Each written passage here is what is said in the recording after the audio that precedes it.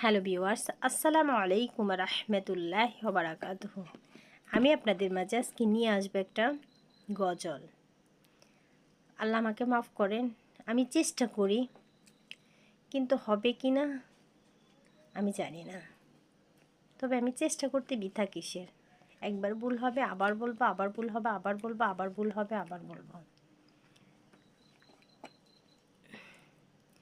একটা কবিতা আছে না, একবার না পারিলে দেখো শতবার। আমি শতবারই না হয় চেষ্টা করব, ইনশাআল্লাহ। ত্রিভুবনের প্রিয় মোহাম্মদ এলো রে দুনিয়ায়। আইরে সাগর আকাশে বাতাসে দেখবি যদি আয়। আইরে সাগর আকাশে বাতাসে দেখবি যদি আয়।